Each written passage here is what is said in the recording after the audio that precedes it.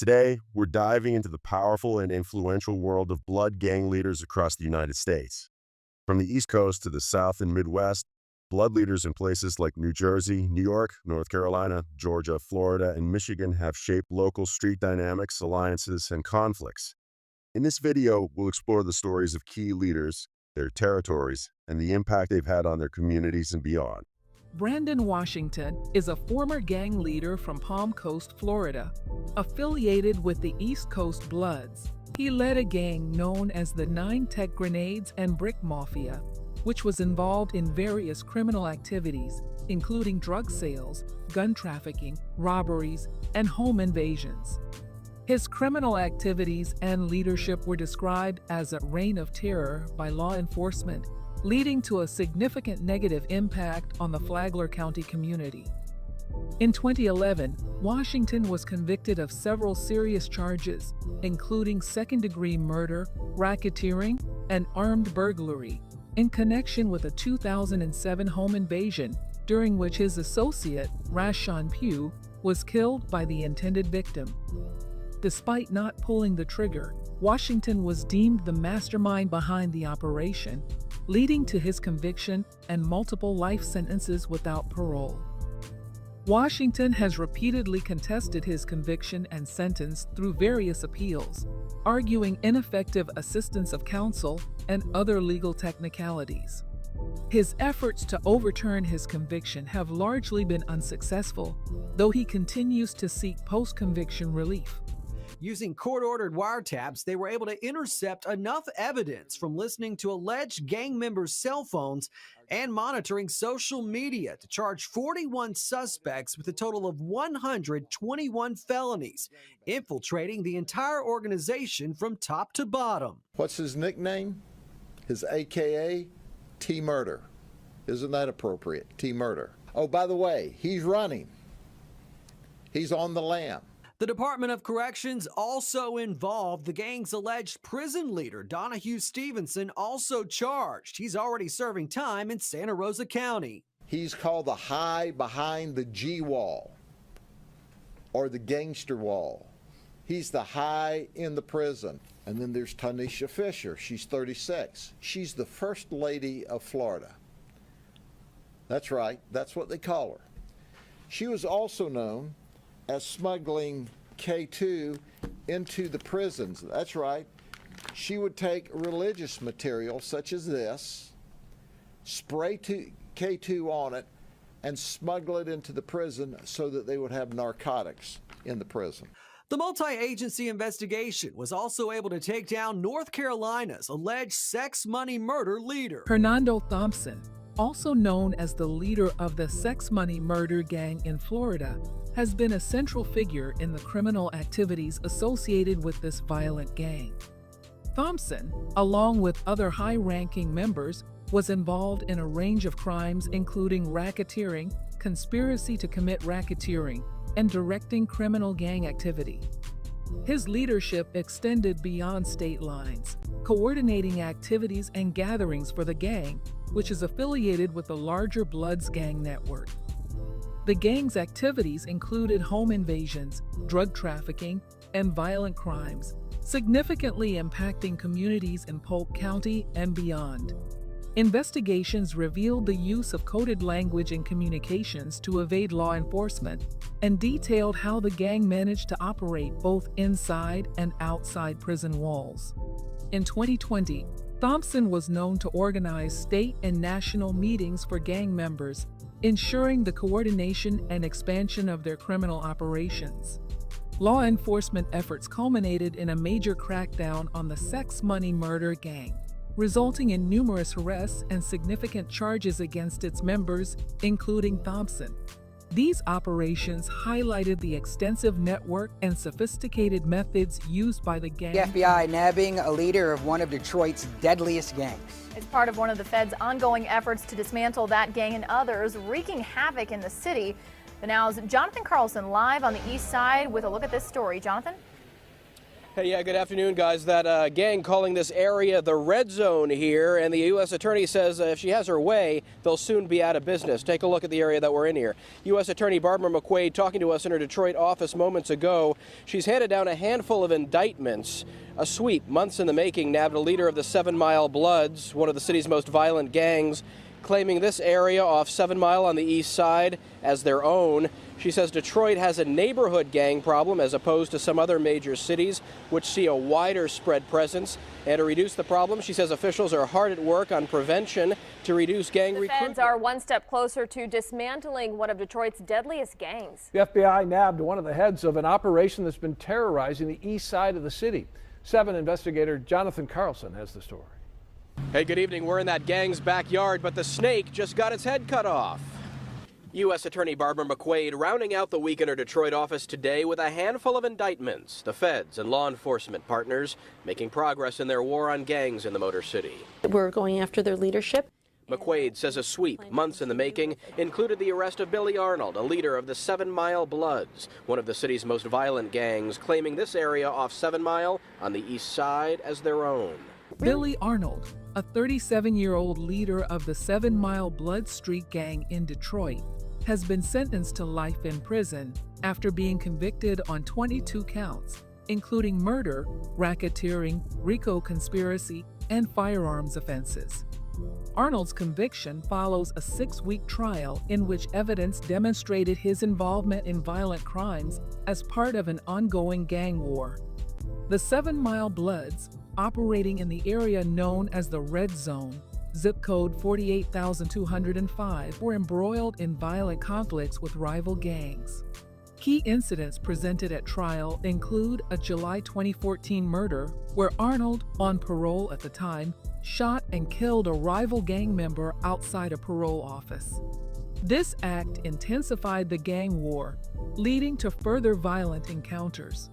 In 2015, Arnold killed another rival gang member and injured several others, including a man paralyzed while walking with his daughters and a 15-year-old shot on his first day of work at a banquet hall.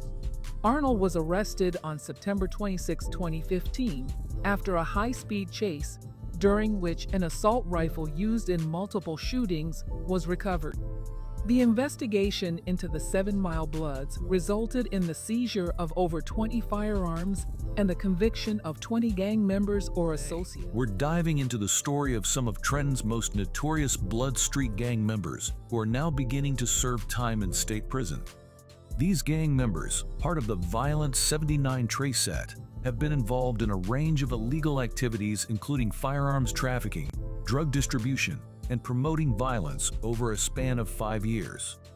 Earl Burnett, the 29-year-old leader of the 79 Trace set of the Bloods, and his underling, 35-year-old Doris Jackson, have both received hefty prison sentences earlier this month for their roles in this violent racketeering organization.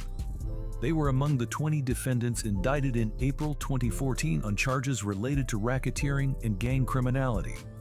Their investigation uncovered the illicit activities of the 793 Bloods set, led by Burnett, which included attempted murder, robbery, burglary, witness tampering, drug distribution, and the unlawful transport of firearms from October 2008 to April 2013. Each of the indicted gang members was accused of participating in these criminal activities to gain money and power for the Bloods enterprise. Prosecutors noted that most of the defendants charged in the indictment were already in custody for underlying offenses. Earl Burnett, initially indicted on first-degree racketeering, gang criminality, and promoting organized street crime, Burnett pleaded guilty last month to a single count of first-degree racketeering. On November 17, he received a 12-year prison sentence. Burnett must serve 85% of his sentence before becoming eligible for parole. After serving his time, he will be under 5 years of parole supervision, as ordered by Mercer County Superior Court Judge Robert Billmeyer. Burnett has a prior criminal history and received 1,836 days of jail credit for being locked up from November 7, 2012 to November 16, 2017. This story is a stark reminder of the persistent and dangerous nature of gang activity in our communities. The 79 trace set of the Bloods, under Burnett's leadership, terrorized Trenton for years. We're diving into the shocking and violent end of Bayshine Leary, a former leader of the Bloods gang in Trenton, New Jersey. Leary was shot dead by a casino security guard in Florida after he randomly opened fire inside the gambling hall. Let's get into the details of this dramatic and deadly incident. Bayshine Leary, 42, met his end at about 3 a.m. on Saturday at the Q Time 777 in Lake City, Florida, located about an hour west of Jacksonville. Authorities reported that Leary was involved in a dispute at the casino. After being asked to leave, he initially complied but returned shortly after with a firearm. Witnesses told investigators that Leary pointed his gun at a woman inside the casino and attempted to shoot her at point-blank range. Fortunately, the gun malfunctioned. In a fit of rage, he began firing randomly throughout the casino. A security guard quickly engaged him, leading to an exchange of gunfire. Leary was the only person hit and died at the scene. The Columbia County Sheriff's Office is investigating the involvement of a second person who was with Leary at the time. Leary had a Lake City address, but it's unclear how long he had been in Florida. The Sheriff's Office confirmed they had no prior contact with him. Leary's past is riddled with violence and crime. In the mid-2000s, during a time of rampant gang violence in Trenton, Leary was a leader of the gangster Killer Bloods, also known as G. Shine. His criminal record includes a 2005 incident where he was tangentially involved in a shooting aboard an NJ Transit bus in Trenton. This attack wounded a rival gang member and a 12-year-old girl from Hamilton. Leary was arrested the day after the shooting with Leon Butta McClendon, the actual shooter, and claimed ownership of the 9mm gun used in the crime. He later pleaded guilty to a firearm charge and was sentenced to 7 years in prison. After serving his sentence, Leary's violent streak continued. In 2012, he shot a man in Trenton and was sentenced to another 5 years in prison, being released in May 2016. Later that year, state parole officers charged him with possessing a firearm in his home during a mandated visit. This tragic end to Bayshine Leary's life is a stark reminder of the relentless violence associated with gang activity. From his days as a gang leader in Trenton to his violent demise in a Florida casino, Leary's story is a testament to the destructive path of gang involvement.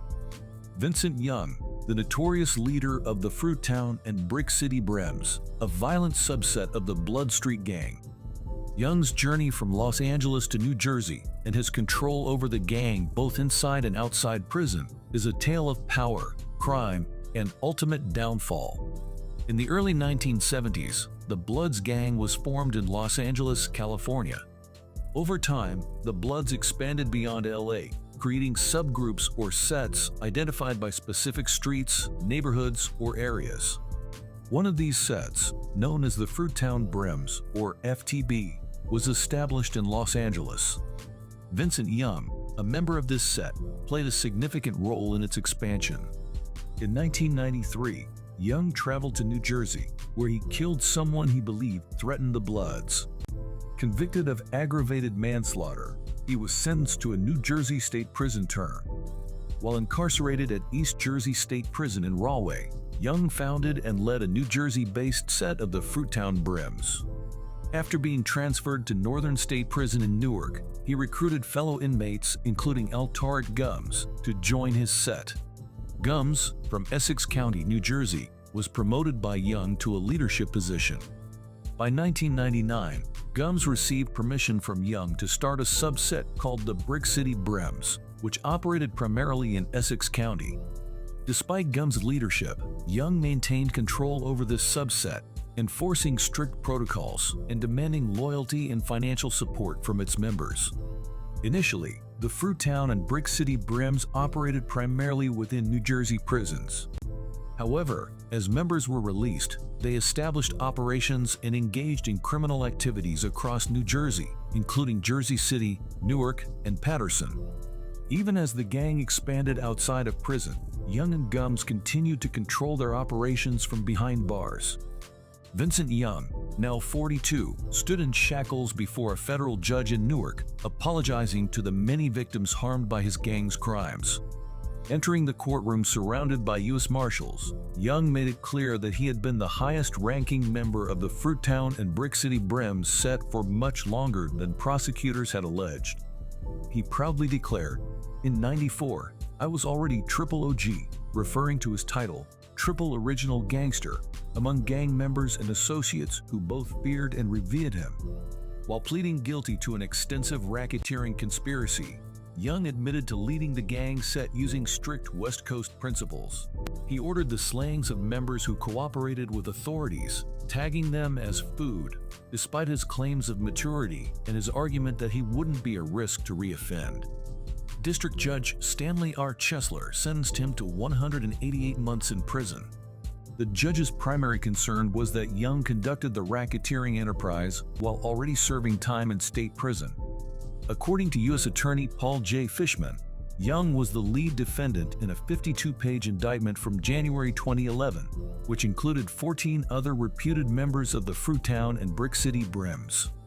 The indictment alleged that Young directed gang members and associates, both in and out of prison, in committing various crimes, including murder, kidnapping, aggravated assault, robbery, bribery, extortion, drug trafficking, and witness intimidation. Vincent Young pleaded guilty to conspiracy to violate the Racketeer-Influenced and Corrupt Organizations Act, admitting to distributing drugs. All 15 indicted defendants have pleaded guilty. This story of Vincent Young is a stark reminder of the dangerous influence of gang leaders and the extensive efforts required to bring them to justice. His tale of power and control from behind bars highlights the ongoing battle against organized crime. Tonight, police say they've dismantled a dangerous street gang in Gwinnett County. That's right. 2 gang bosses, along with several other more gang members, are behind bars tonight. Since January, Gwinnett County Police have arrested more than a dozen members of the 59 Brims Blood Street Gang, including 29-year-old Wanawan Wanzon, the alleged leader of the Atlanta branch of the gang, and Marlon Smith, the so-called leader of the gang branch in Virginia and North Carolina. We believe that they are responsible for several crimes. In January 2019, the Gwinnett Gang Task Force, which includes detectives and uniformed officers from the Gwinnett County Police Department as well as deputies from the Gwinnett County Sheriff's Office, launched an investigation into the 59 Brims Blood Street Gang. The 59 Brims, originally formed in the Ocean View Hills neighborhood of San Diego, have been active in Gwinnett County and the surrounding metro area for over a decade, engaging in various criminal enterprises. The investigation led authorities to identify Wanawan Wanzon, 29, as the Atlanta leader of the 59 Brims, along with other key members of the gang's leadership. Bandana, 34, was identified through evidence and self-admission as the leader of the 59 Brims in North Carolina and Virginia. Smith was arrested as part of the investigation. All 5 were validated members of the 59 Brims Bloods. The investigation uncovered additional gang members and resulted in the seizure of significant amounts of illegal drugs. Authorities also recovered 18 firearms, 4 of which had been reported stolen. Gregory O'Neill Big Homie Wade Jr., 31, a leader of the 1831 Piru Bloods gang, was sentenced to 20 years in federal prison this week for drug trafficking and possession of a machine gun. Wade led the gang throughout 2020 and 2021, during which time the group committed numerous crimes involving drugs and firearms in the Athens, Georgia area. According to the Office of U.S., the gang controlled 2 apartment complexes on Sycamore Drive, The Flats, and Regency Park, known among members as the Trenches, where they engaged in the sale of guns and drugs. The sentencing stems from a lengthy investigation, Operation Tourniquet, which targeted violent crime and fentanyl distribution in the Athens-Clarke County region. Wade's gang, the 1831 Piru Bloods, is a local branch of the nationwide Piru Street Gang that originated in Compton, California in the 1960s. In July 2021, authorities executed a search warrant at Wade's apartment on Jennings Mill Parkway. Wade attempted to escape by jumping from a 3rd-story window, but was quickly apprehended by a police K-9 unit. Inside the apartment, law enforcement officers seized multiple drugs, a Glock 19 handgun equipped with an illegal auto-sear switch, converting it into a fully automatic machine gun, was found in Wade's bedroom dresser, along with a 30-round extended magazine and a 50-round drum magazine. Wade admitted to keeping the weapon for protection. Additionally, officers recovered other firearms and a kilo press used for compressing drugs for distribution. Wade confessed to buying and selling large quantities of fentanyl and other drugs in the Athens. Carolina, Steve Sprasia is live outside the federal building in Raleigh to explain the judge's decision. Steve? Well, the federal judge decided that he should have life plus 7 years. That is a sentence which guarantees that Kelvin Melton will not be getting out of prison in his lifetime. And because of the vicious nature of the crime, because of his past criminal record, the Supermax prison in Colorado was the natural choice. The facts of this case show that Kelvin Melton will attempt to commit crimes wherever he is, so he must be in a facility where that is not possible. Kevin Melton was convicted by a federal jury of devising a kidnapping plot in 2014 aimed at Wake County Assistant DA Colleen Jansen, who had put him in this jail. The 51-year-old was accused of using a cell phone from jail to orchestrate the crime, but the kidnappers went to the wrong address and grabbed Jansen's father, Frank, by mistake. The gang members then took Jansen to Atlanta, where he was held and tortured over a 5-day period. Among the abuses, documents show that he was pistol whipped by kidnappers, who also used a stun gun on him dozens of times. He was eventually rescued by the FBI hours before the kidnappers were about to kill him.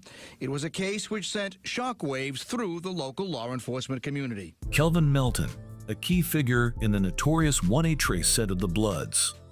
Melton, who has been in prison for over a decade, is not just any inmate. He's known as the godfather of 1A Trey, a gang that started as part of the United Blood Nation, UBN, in New York City's Rikers Island, but later disaffiliated while still maintaining ties to the larger Bloods organization. From inside the walls of Polk Correctional Institution in North Carolina, Melton orchestrated a chilling series of events that shocked authorities in the nation. Back in 2012, Melton was convicted of serious charges, including assault with a deadly weapon and being a violent habitual felon. Sentenced to life in prison, Melton didn't let that stop him from maintaining control over his gang. Using a contraband cell phone, he hatched a revenge plot unlike anything we've ever seen. Melton targeted both his state prosecutor and defense attorney, planning revenge kidnappings that would go on to include a botched attempt in Louisiana and a successful kidnapping in North Carolina. In March 2014, Melton's crew attempted to kidnap the sister of his defense attorney in Louisiana. They scoped out her home for days, in constant communication with Melton, who gave them instructions from behind bars. However, that plan was called off after co-conspirators were spooked and fled the scene.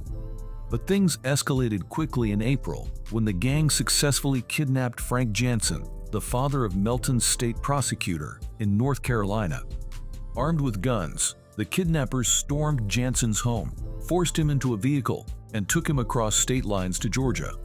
For several days, Jansen was held captive, enduring brutal physical attacks, while Melton called the shots from prison, ordering his men to kill Jansen when their initial attempt to extort ransom money failed.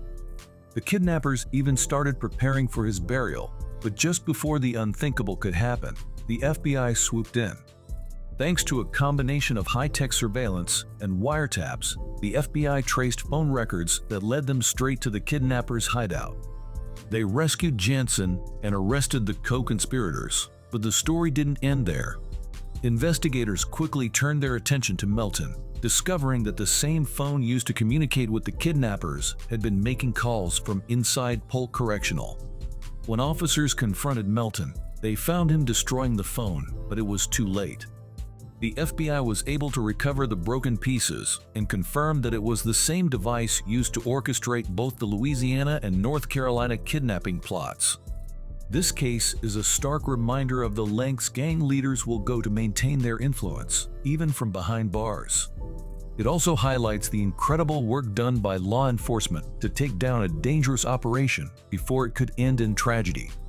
Stay tuned as we dig deeper into the life of Kelvin Melton, his role in the 1A Trey Bloods, and how authorities are working to dismantle these criminal organizations. Prosecutors tell me they believe the streets of Raleigh are safer tonight after they got convictions of 2 gang leaders who they say terrorized downtown Raleigh for parts of 2 decades. Prosecutors identified 37-year-old Demetrius Respect Divine, pictured on the right side of your screen, as the godfather of the black mob gangsters, and believe that 31-year-old Brandon B. Easy Mangum was one of the top generals in the blood set that they called well organized and focused on selling drugs, running guns, and prostitution, and that they wouldn't hesitate to kill rival gang members in their territory. Even with this conviction, they believe the gang still poses a risk to society. I think you saw that they are. They came into the courtroom, they tried to intimidate witnesses, they tried to intimidate the court, so I think they're very much still a threat to Raleigh, and we're going to keep working at it. Demetrius R. Divine, also known as Respect, a former leader in the Bloods gang, who has been sentenced to 4 consecutive life terms, plus an additional 20 years behind bars. This shocking case has captivated attention after Divine, 37, from Garner, NC, was convicted on multiple federal charges, including conspiracy to participate in racketeering, RICO, deletion in aid of racketeering, deletion with a firearm, drug trafficking, and conspiracy to commit witness tampering. Judge James C. Deaver III handed down this massive sentence and recommended that Divine serve his time at the Supermax Federal Prison in Colorado, the nation's most secure prison. Divine, who led the Gangsta Killer Bloods, GKB, before forming the Black Mob Gangstas, BMG, and the Donald G. Family, DGF, ran a violent criminal operation in Raleigh, NC. According to court documents and trial testimony, Divine and his co-defendant, Brandon Jowan Mangum, aka B-Easy, were involved in a range of violent crimes, including deletion, attempted deletion, and assaults. The BMG/DGF gang maintained control over their territory in the Haywood Street area of Raleigh through fear and violence, terrorizing both gang members and innocent civilians alike. This 2-week trial, which concluded in October 2019, laid bare the brutal tactics Divine used to solidify his position as the godfather of the gang. From ordering deletions to organizing large-scale drug trafficking, Divine's reign of terror lasted for 2 decades. Prosecutors presented chilling evidence of his role as the leader of a violent criminal organization that dominated the streets and went to extreme lengths to maintain power. U.S. Attorney Robert Higdon didn't mince words when describing the impact of Divine's criminal activities, noting that these gangs had operated virtually unchecked for years, terrorizing communities just miles from the federal courthouse. Divine's life sentences now serve as a clear message to those involved in gang-related violence that the consequences of such actions are severe and justice. Fondle Smothers, also known as Chucky, is a gang leader from Brooklyn, New York, who led the elite assassin Millis, EAM, a faction of the Blood Street Gang.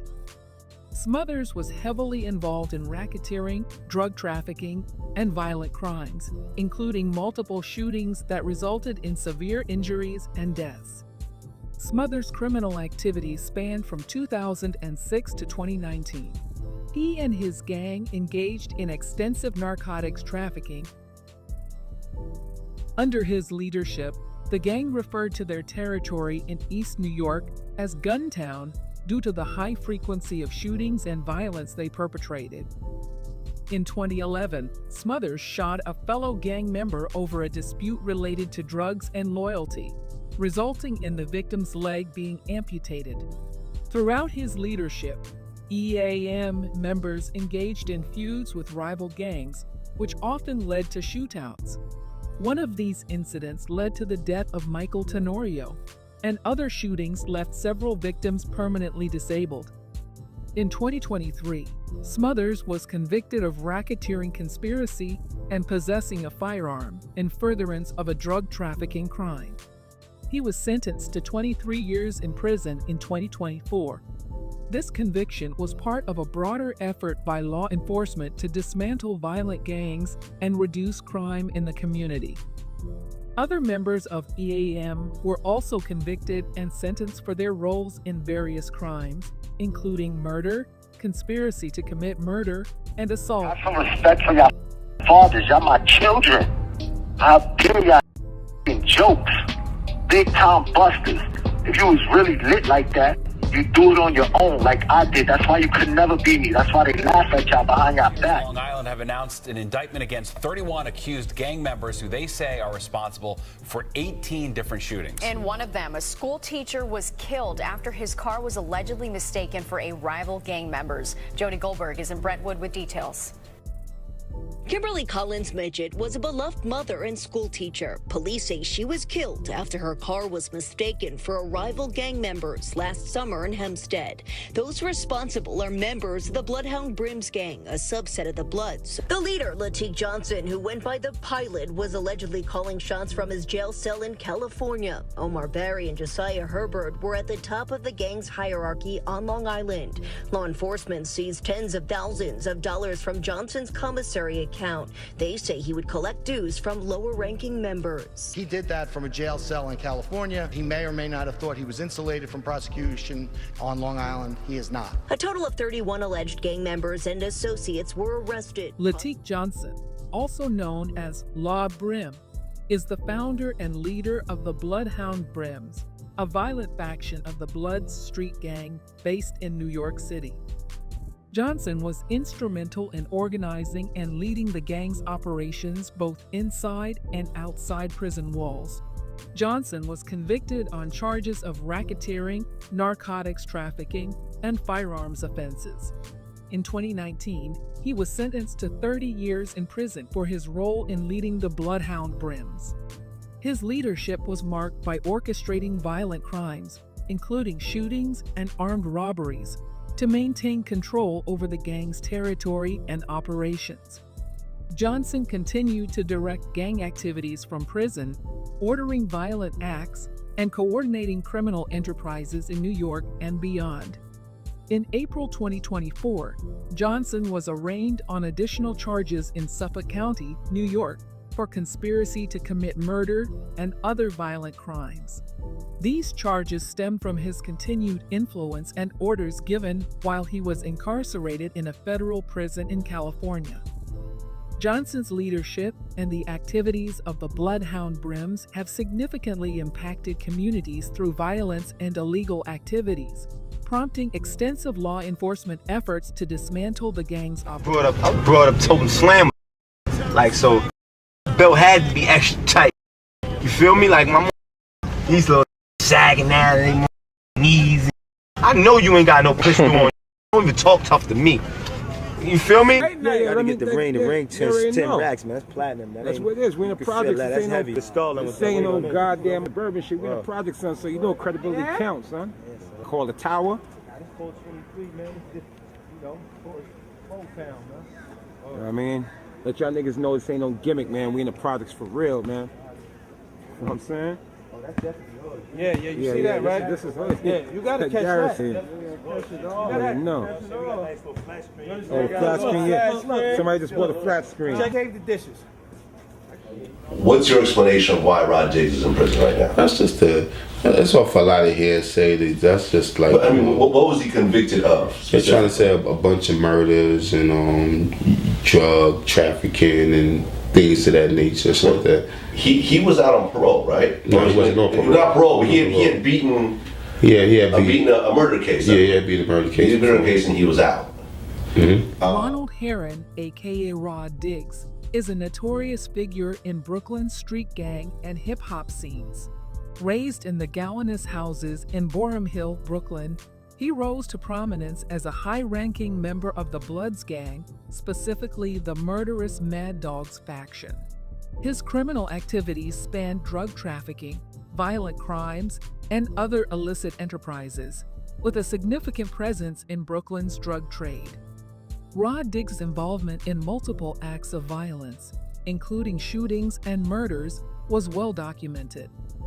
He often used his music and social media platforms to boast about his criminal exploits and intimidate rivals.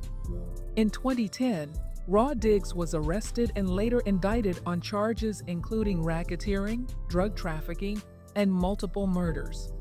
During his 2014 trial, prosecutors presented evidence from his rap lyrics and social media posts to tie him to various crimes. He was found guilty on 21 counts, including 3 murders, and sentenced to 12 life terms plus 105 years in federal prison. Despite his criminal activities, Rod Diggs was also an aspiring rapper, using his music to narrate his life in the streets and the struggles of living in Brooklyn's violent neighborhoods. His lyrics often reflected his involvement in gang life and criminal exploits. There's awareness, you know what I'm saying? It's awareness, basically, as far as, you understand what I'm saying, like the message of, I want some Godsburg shit too. I'm like, yo, we gotta stop killing each other. We gotta start uplifting each other. We gotta start buying from black-owned communities instead of taking our money and going and taking our money out there and getting rollies and Porsches and you know what I'm saying? Dwight Reed, known by his alias Dick Wolf, is a prominent leader of the Gorilla Stone Bloods, a subset of the United Blood Nation in New York. Under his leadership, the Gorilla Stone Bloods have been deeply involved in various criminal activities, including drug trafficking, weapons trafficking, robbery, and acts of violence to maintain their territorial control. Reed's gang has distributed illegal drugs across New York and used violence and intimidation against rival gangs and perceived threats. Reed, along with other high-ranking members, has faced numerous legal issues, including arrests and indictments related to their criminal operations. In 2020, several members, including Reed, were indicted on charges of racketeering, drug trafficking, and weapons offenses.